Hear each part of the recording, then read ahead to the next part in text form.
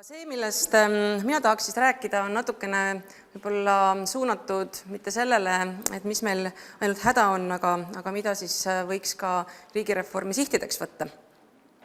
2009. aastal, see oli 6 aastat tagasi, rääkisin Arengufondi konverentsil Eesti pärast eurot sellest, et iga aastaga muutub riigireformi tegemine raskemaks.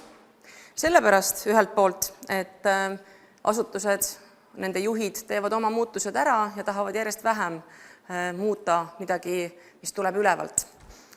Teiseks sellepärast, et kui nii pikalt räägitakse, et meil ei ole vaja midagi muuta, siis see jutt jääb meelde ja tahtmine kaob ära.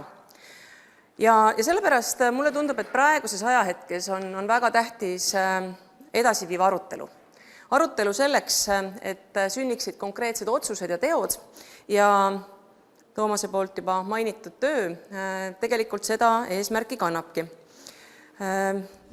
Need näod siin pildi peal on see tiim, kes seda tööd on teinud, teie laudadel on teemapaber, seda olge lahked lugema, sirvima.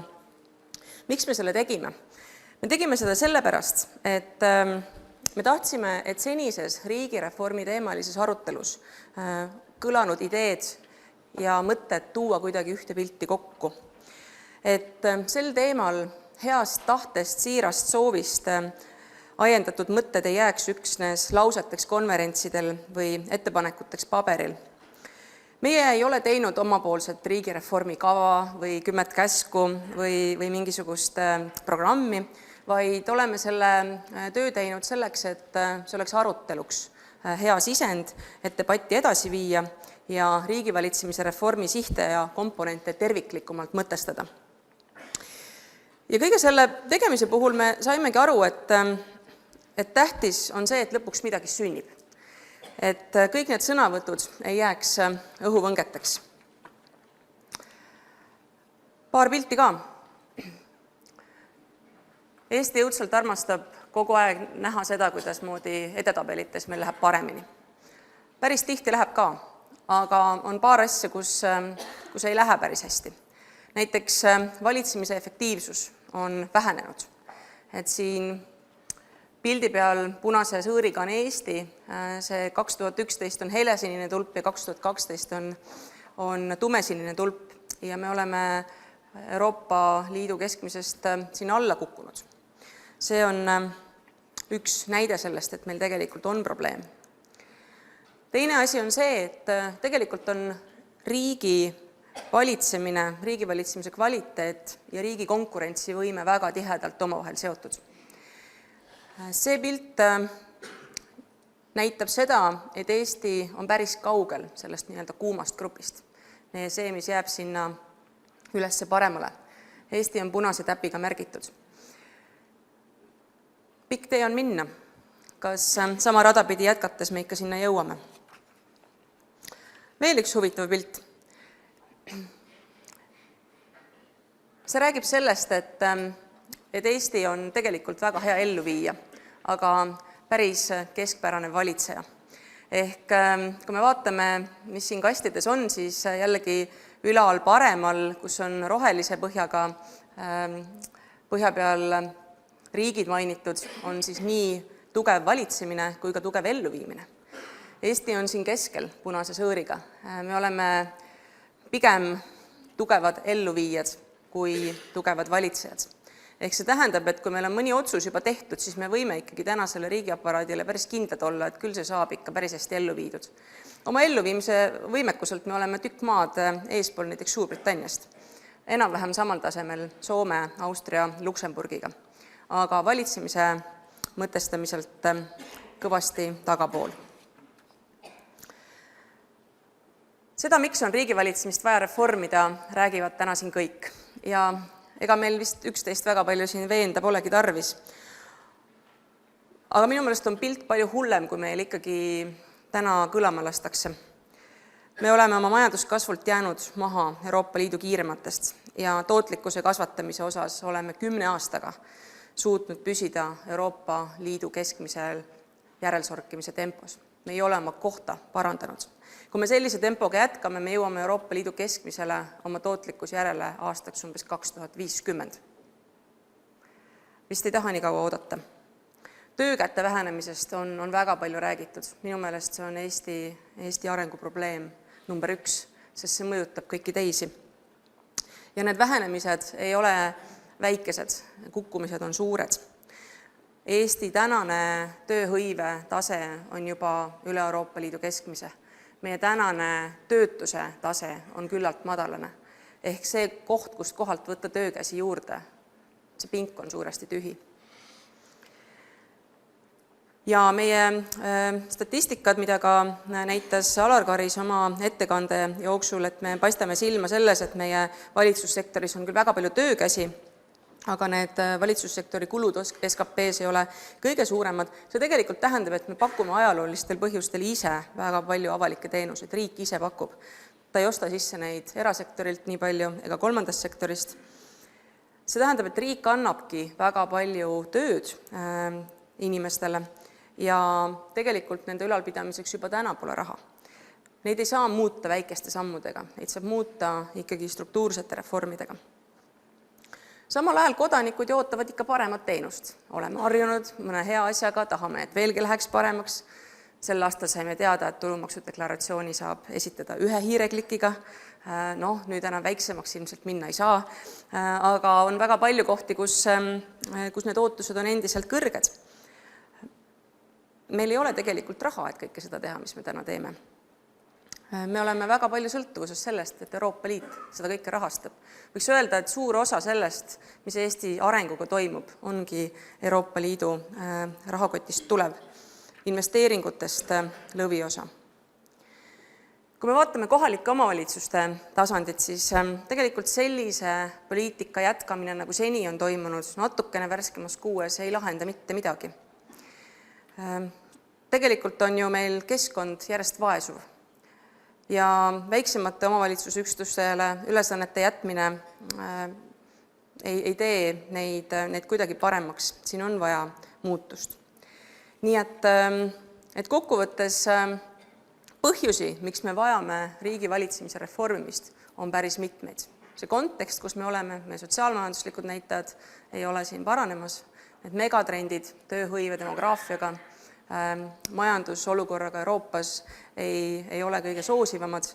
Riigivalitsemise keskkond on muutunud, riigid on muutunud dünaamilisemaks, eriti tublid ja eestvedavad riigid on tegelenud palju jõulisemalt innovatsiooniga, samuti on muutunud meil julgeolekukeskkond.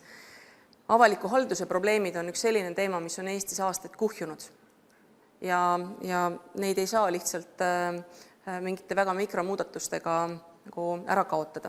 Nii et siit kokkuvõttes see suur vajadus riigi reformimisele järele tulebki. Ehk senises arutelus on võib-olla natuke vähe olnud juttu sellest, et millist riiki me siis tahaksime.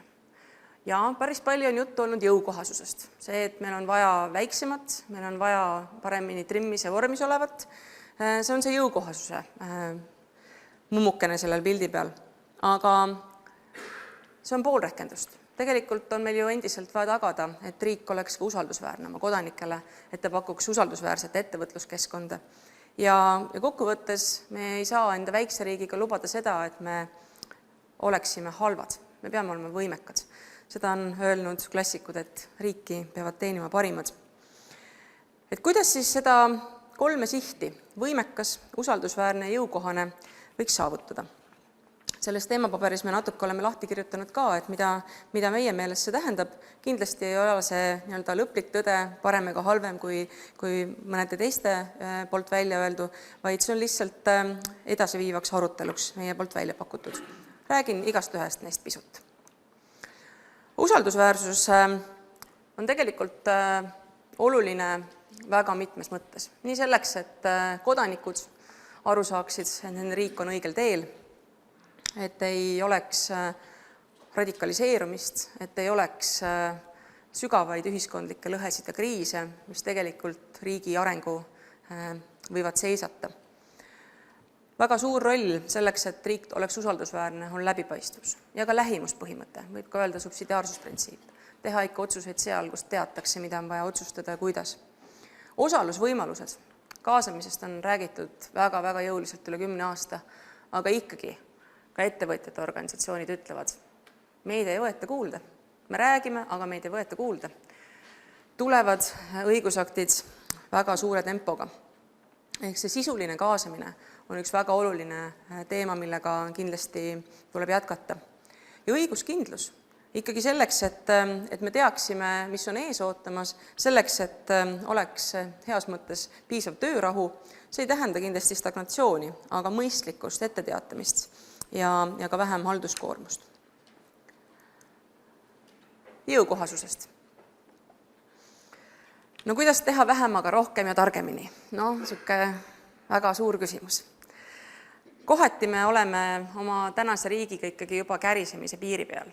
Lihtsalt võib-olla need kärinad pole kaugele näha ja pikalt kuulda veel, sellepärast et need inimesed, kes selles süsteemis tööd teevad, kuidagi peavad vastu, täidavad neid pabereid, osutavad teenuseid sama hinnatasemega suurematele sihtrühmadele ja nii edasi. Aga tegelikult see ei ole jätkusuutlik. Valikute tegemine ei ole olnud meile väga meeldiv. See ei ole kunagi meeldiv, aga tuleb otsustada, mida teha vähem ja mida mitte teha. Kus kohal tõmmata piir universaalsuse ja kus kohal vajaduspõhisuse vahel. Praeguses valimisdebatis kuuleme tohutult palju juttu sellest, et kuhu kulutada. Tulupoliitikast kuuleme me üsna vähe. Valdkondlikud reformid on hädavajadus selleks, et riigi valitsemisest ka midagi muutuks. Me ei saa lihtsalt aparaati kärpida ilma selleta, et me ütleksime, et mida ei ole vaja teha või mida teha teistmoodi. Ja kindlasti ka riigipalgaliste süsteemne vähendamine ja ümberpaigutamine on teema, mis ei ole lihtsalt iseenesest lahenev. On sektoreid, kus meil täna tegelikult töökäte puudus kasvab, vaatame tervishoiusektorit, vaatame sotsiaalhoolekannet, vananemine ja need demograafilised trendid ütlevadki seda, et me peame mõtlema selle peale pikas perspektiivis.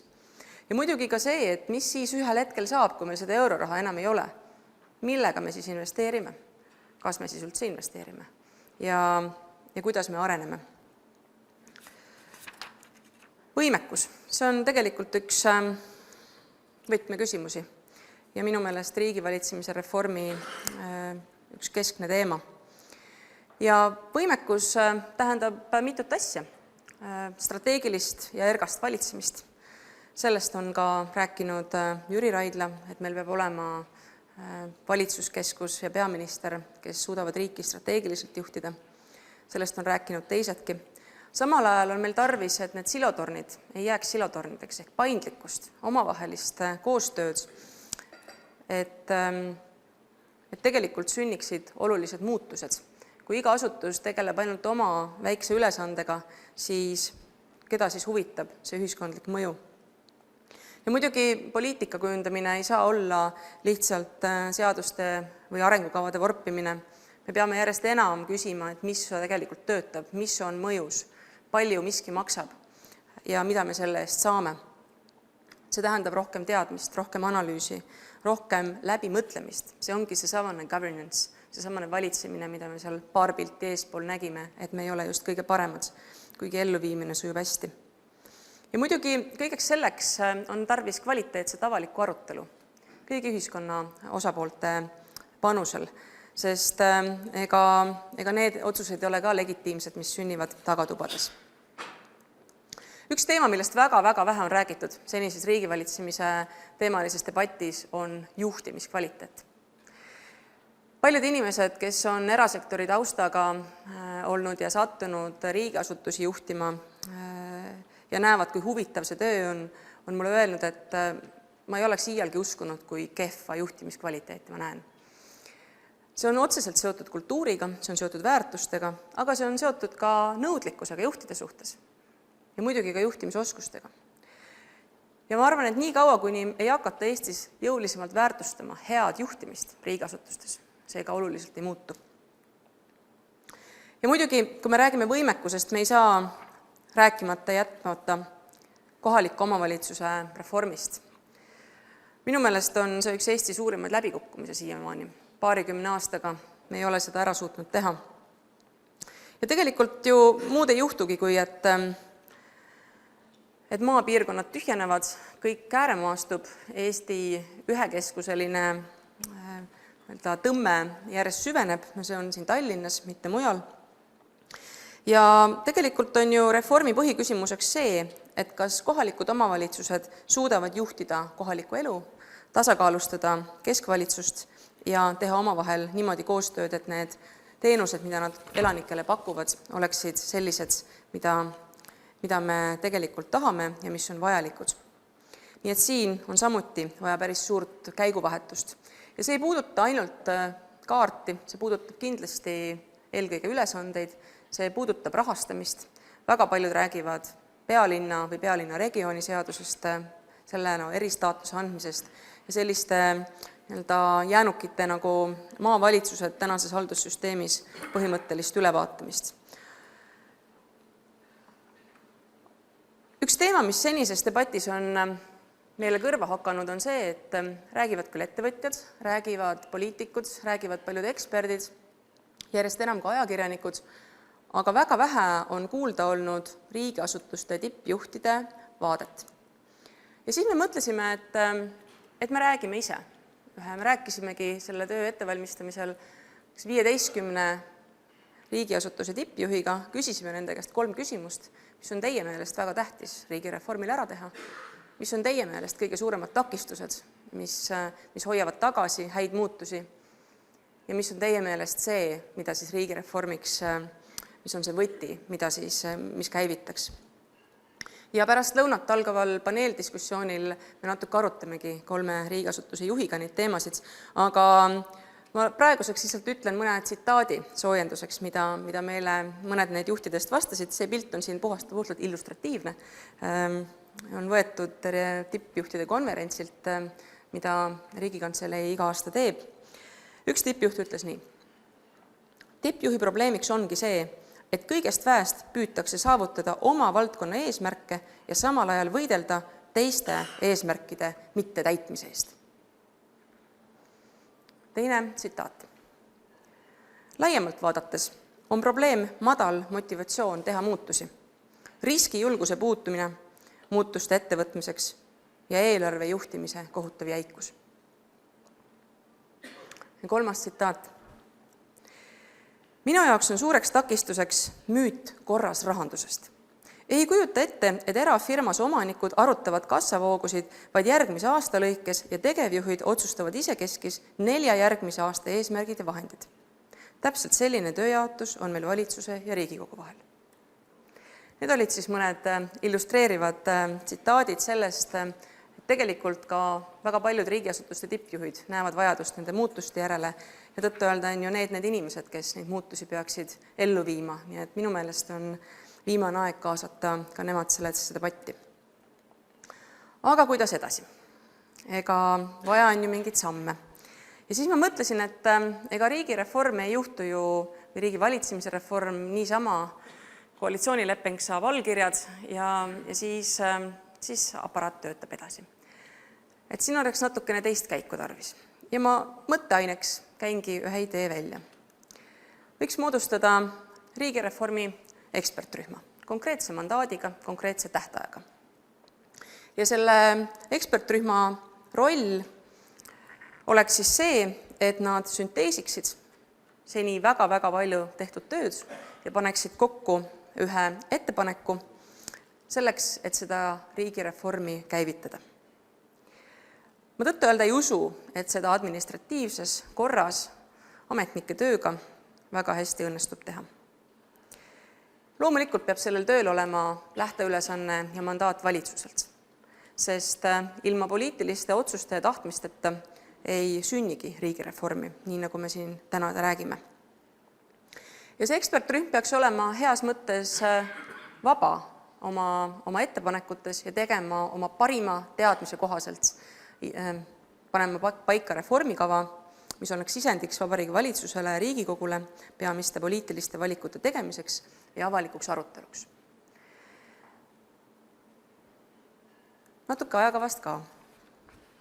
Kuidas siis edasi? Jüri Raidla rääkis 10 aastast.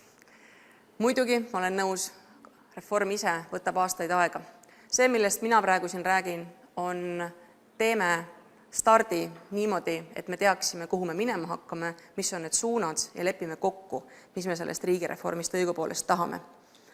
Ja minu ettepanek mõtteluseks ongi see, et pärast valimisi peaks valitsus esimesel võimalusel väga ruttu aprillis-mais selle lähteülesande sõnastama. Ehk eelkõige ootused, mida me tahaksime riigireformilt. Kui on mingid põhimõttelised poliitilised kokkulepped, mis sünnivad koalitsiooni vahel, siis ka need selle ära markeerima.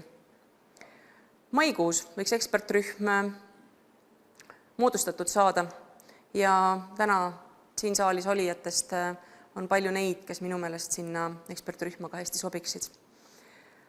Juunis saaks ekspertrühm tööd hakata ja tegelikult, nagu ma ütlesin, see ei oleks mingisugust nullist tööde tegemine. Riigivalitsemise kohta on Eestis tehtud väga palju väga häid töid ja seda on vaja läbi sünteesida, seda on vaja tegelikult panna paberile tervikpaketina. See on olnud tänaseni puudu. Ja see tervikpaketi laualepanek võiks toimuda juba sel sügisel. See ei ole lõplik detailne otsustusnimekiri, vaid kava selleks, kuidas selle reformiga teha, mis on need esimesed sammud ja kuidas saaks tööle hakata. Seda tuleb loomulikult arutada. Aga talvel võiks sündida otsused, et kuidas siis tehakse ja kas tehakse. Ja 2016 oleks tõsine start. See ei ole mitte sprint, vaid maraton. Ja kui me sellist kava ei tee, siis mina tõtt-öelda ei usu, et sellest ka midagi väga palju sünnib. Nii et plaan, hea meeskond ja selge siht on esmased asjad, mis võimaldaks riigireformiga edasi minna nii, et see ei kukuks pärast valimisi toolide vahele. Ja lõpetuseks. President ütles paar aastat tagasi, et teeme Eesti 100. sünnipäevaks korda. Riigireform on selle osa. See on veel võimalik, et suuri samme teha ära selleks ajaks ja et meil oleks võimalik öelda, et meie riik on tõeliselt uuendusmeelne, jõukohane, usaldusväärne ja võimekas. Aitäh teile!